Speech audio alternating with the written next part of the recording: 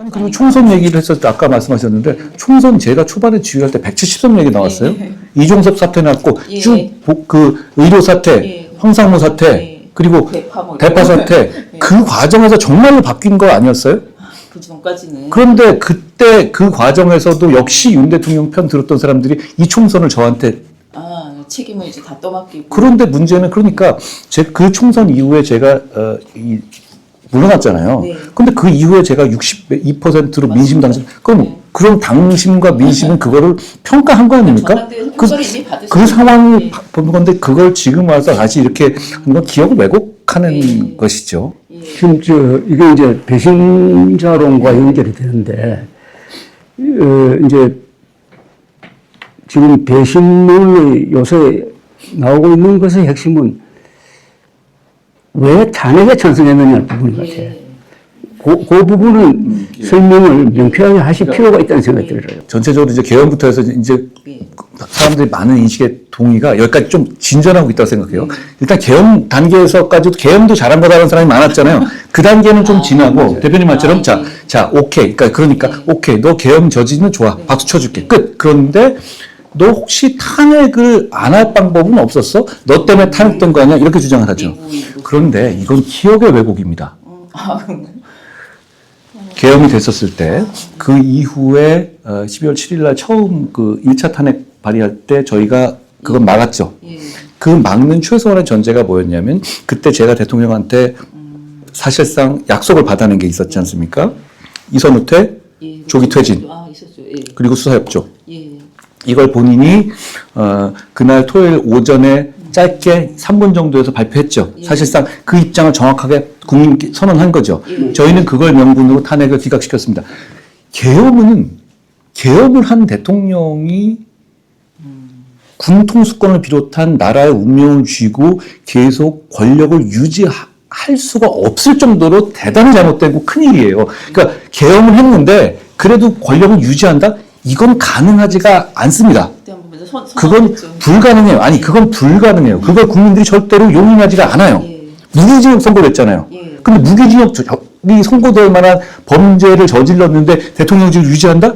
그게 현실적으로 가능하지가 않습니다. 그러니까 어쨌든 내려와야 하는데 내려오는 방식으로 저는 탄핵을 피하고 싶었어요. 누구보다도. 그러니 제가 욕을 먹더라도 자 그렇게 질서 있는 조기 퇴진론을 대통령이 약속받고 그러니까 탄핵을 한 다음에 2월 3월에 퇴진하고 이 갈등을 최소화하겠다라는 식의 플랜을 만들었던 거죠. 그때 그래서 제가 이항수 TF를 만들어서 그래서 그때 2월 3월 퇴진을 냈죠. 그런데 그게 다음 주 월화인데 그 상황에서 대통령이 바로 그 주초에 말을 바꿔요. 둘 중에 하나입니다. 처음에 거짓말 했거나 아니면 말을 바꿔라. 둘 중에 하나인데 그때 조선일보 포함해서 모든 언론이 뭐라고 했냐? 대통령이 탄핵을 선택했다라고 일면에서 한 냈었습니다. 그게 맞죠. 그렇습니다. 조기 퇴진 거부, 탄핵 선택. 탄핵으로 가겠다라고 일면 토론. 아니, 그걸 본인이 선택한 거잖아요.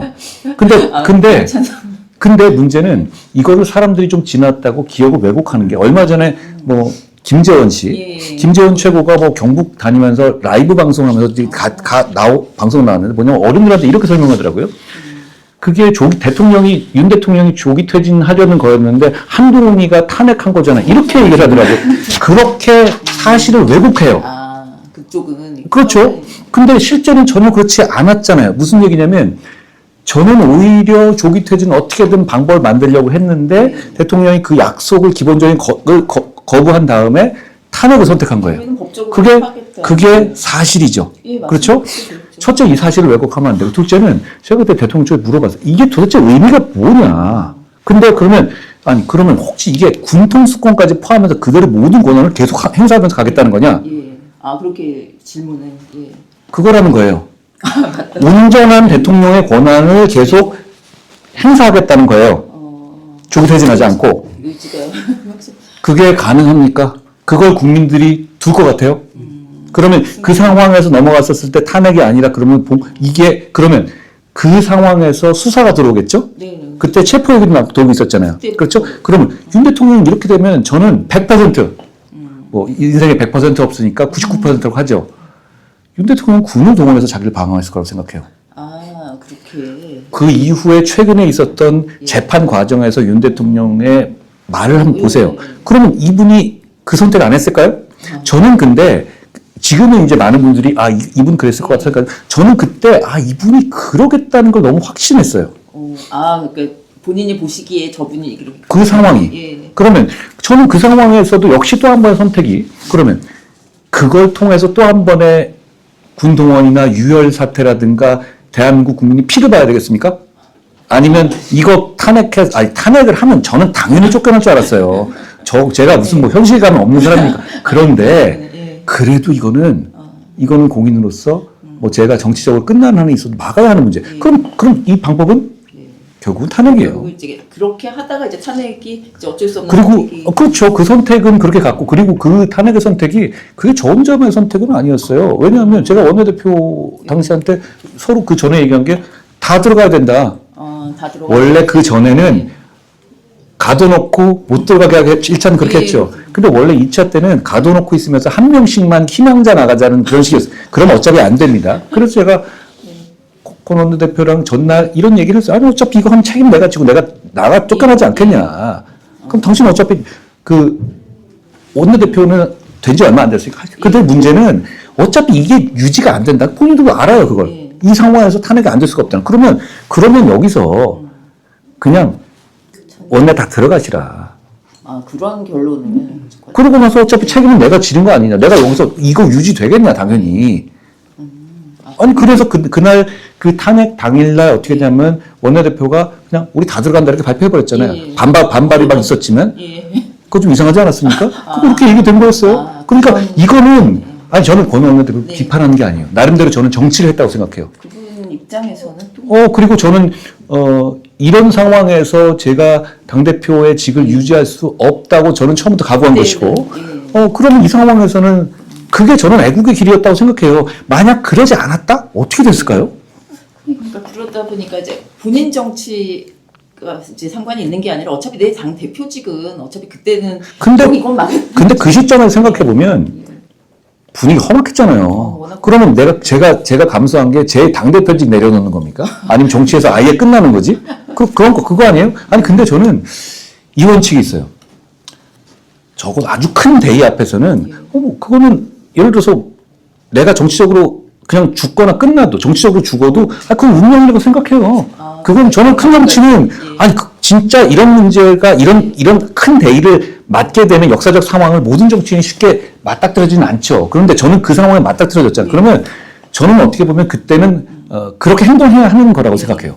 그러면 제가 짧은 정치였지만 그 시기가 좀 빨리 온 거고 저는 그때 그런 정치를 할 수 있는 사람이 그 중요한 자리에 있는지 여부가 나라의 흥망을 좌우한다고 생각해요. 역사적으로. 그런데 지금 말씀하신 중에 중요한 게 윤석열 대통령이 국군 통수권자라는 사실이에요. 국군 통수권자를 겸한 사람이 진입 쿠데타를 했다가 실패해가지고 계속 군 통수권을 유지한다는 게 이게 가능하냐? 또는 그 위험성. 근데 아까 말씀드렸던 대로 자유를 지키기 위해서 군대를 동원할지 모르겠다. 그는 뭐 실현이 안 됐지만은 그걸 유추할 수 있는 게 체포영장을 집행하려고 할 때 경호 병력을 동원해가지고 자신을 막았잖아요. 그러면은 군대를 동원할 개연성이 있었다는 게 수방사 있죠. 수도방위사령부. 수도방위사령부의 임무가 뭡니까?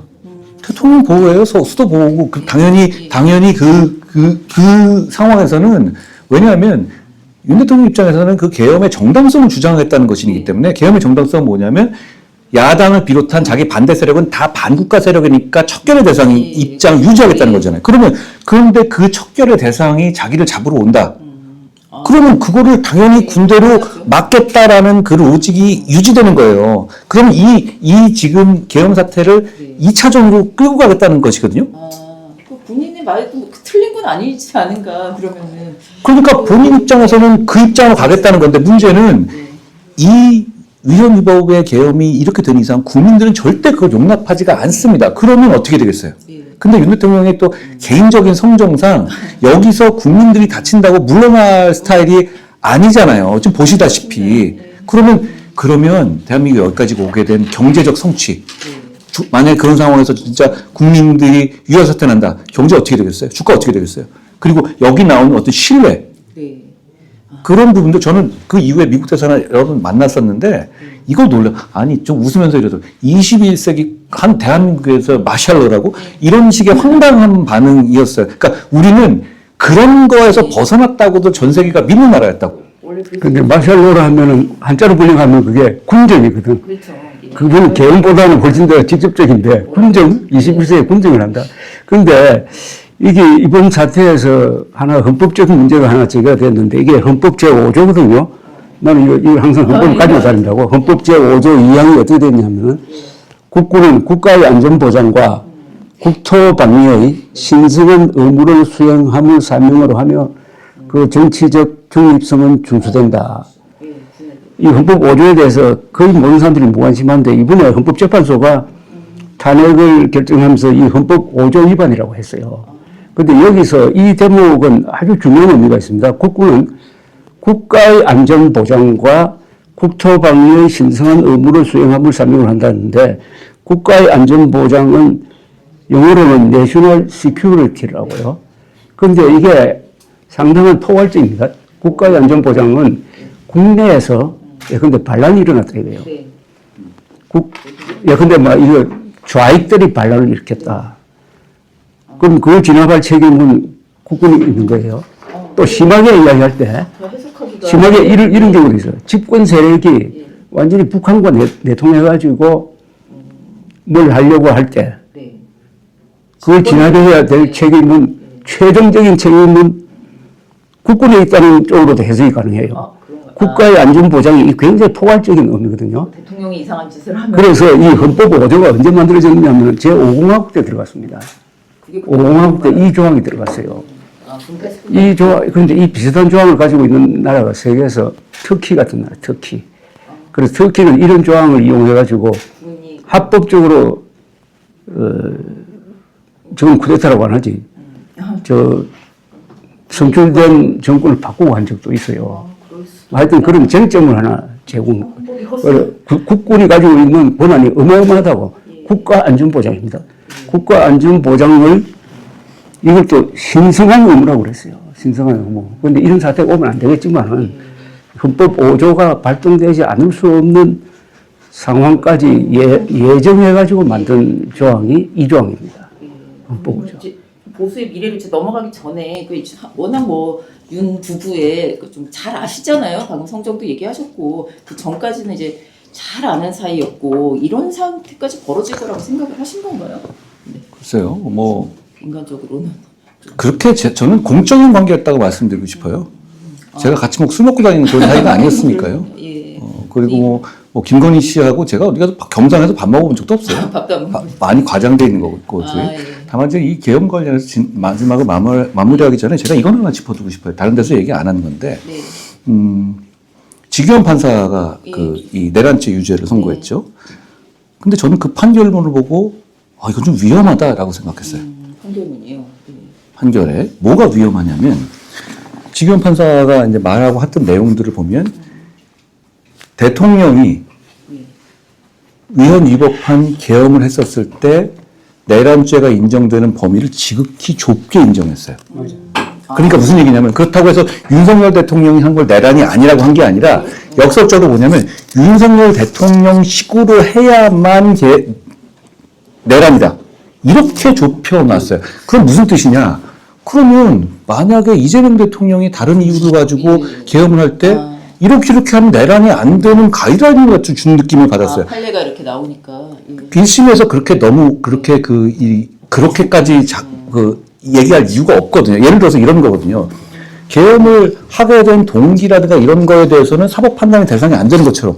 아니, 그렇게 따지면 안 되거든요. 그거는 그렇게, 왜냐하면 이 계엄이 불법이었던 이유가 국회에다 군을 보내고 무슨 포고령에서 뭐 위반, 이런 얘기인데 그런 절차적 이유 때문에 중대범죄가 되는 게 아니라 이 권한 자체는 그렇게 쓰면 안 되는, 그러니까 내란과 그러니까 전시에 준하는 정도의 상황이 아닐 경우는 이건 쳐다보지도 말아야 한다라는 하는 조항이지.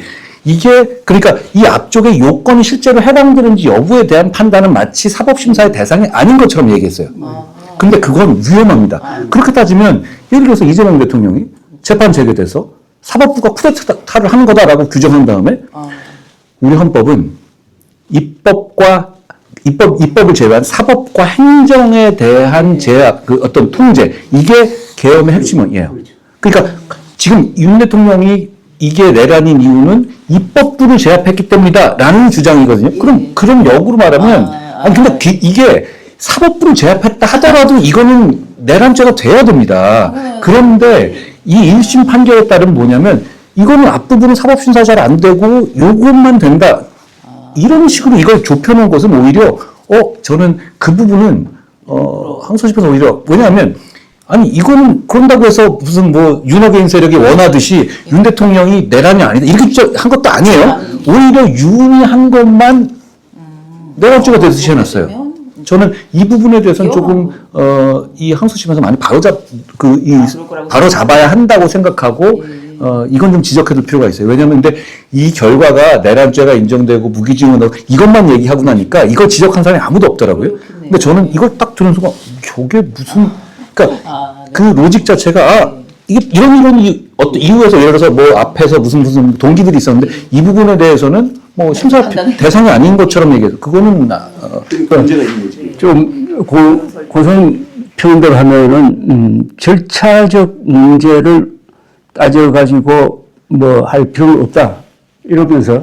그건 이제 윤 쪽에 주장. 그러니까. 아니, 절차 문제는 안 따져도 된다. 다만 이게 어떤 목적으로 어떻게 수행이 되었느냐 하는 것만 따지겠다고 했어요. 그러면서 이 사람이 제일 몇 번 되풀이한 게 이번 이 사건의 핵심은 군을 국회로 보낸 거다. 이걸 2차례 강조를 했거든요.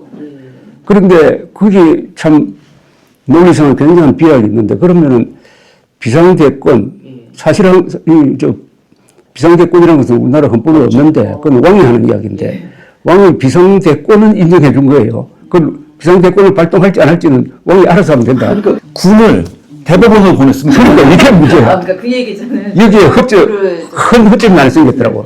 나는 왜 이런 논리를 폈는지 이거 참 그것도 진지한 법리를 이야기하지도 않고 한 문장으로 그냥 넘어가 버렸어요. 그런데 물론 이거는 항소심에서 바로 잡힐 거라고 보는데 눈을 그냥 저기로 만들기 위한 뭐 로직인가요? 그렇다면 한덕수 어차피 그건 막 그렇게 빼주려면 여기 무죄를 했어야지. 그것도 아니고. 예. 그래서 그거는 좀 제가 보기에는 위험한 로직이 안에 들어있다라고 생각합니다. 지금 사법부에 대한 좀 그런 판단. 또 헌법의 취지와도 안 맞잖아요, 그죠? 그렇죠. 저는 정확하게 말하면 사법부의 판단이 아니라 이거는 직위원 재판부의 판단이에요. 네, 그렇지. 한 사람은 뭐 약간 돌출적인 견해로 나는 봅니다. 대해서는 아직 좀 두고 봐야 한다는. 근데 이제 그만큼 어떻게 보면 저 재판은 굉장히 보수적인 판단이에요.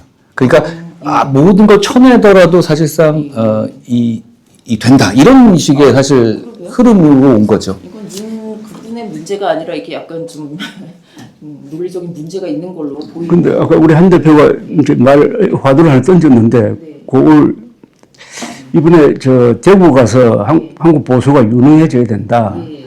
한국 보수가 가장 지금 치욕스러운 게 한국 보수는 세계에서 가장 유능한 문명 건설 세력이었잖아요.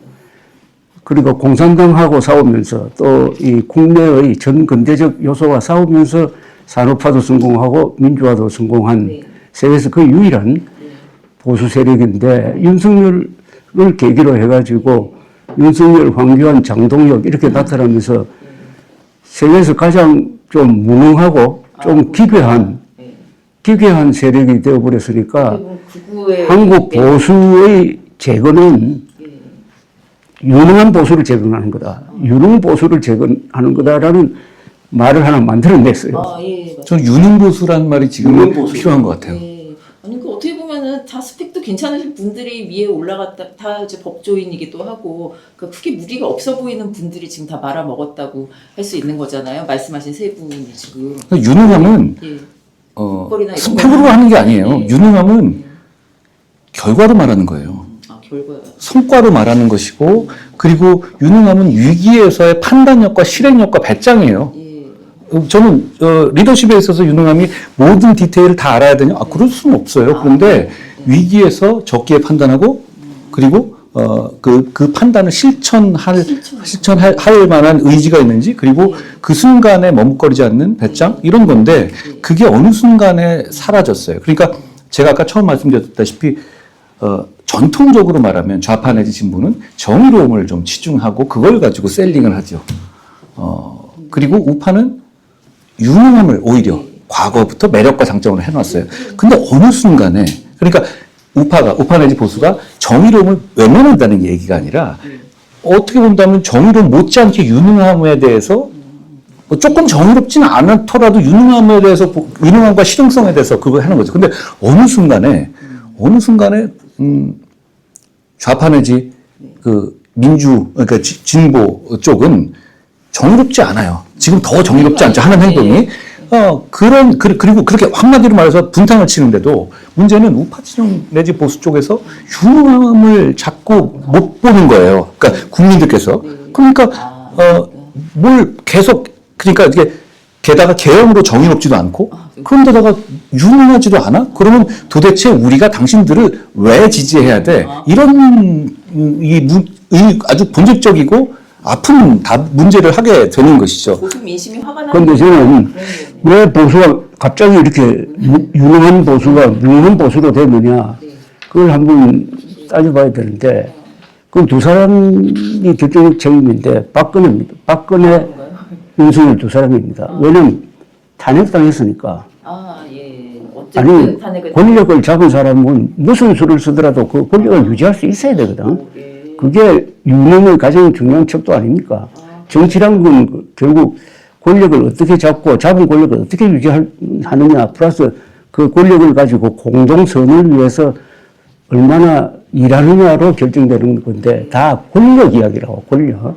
그런데 의외롭게도 박근혜 전 대통령은 탄핵당함으로써 권력을 놓쳤고 윤석열은 자폭계엄으로서 뭐 이렇게 돼버렸는데 그러면은 보수층은 유능해요 아직도. 우리가 보수라고 구분할 수 있는 사람은 기업인, 과학, 기술자 이런 사람 다 포함되니까 보수층은 그래도 유능한데 보수 세력이 무능하고 보수당은 더 무능한 거예요. 그럼 여기서 반성할 게 있어야 되는데 저는 역시 정당, 정치라고 생각합니다.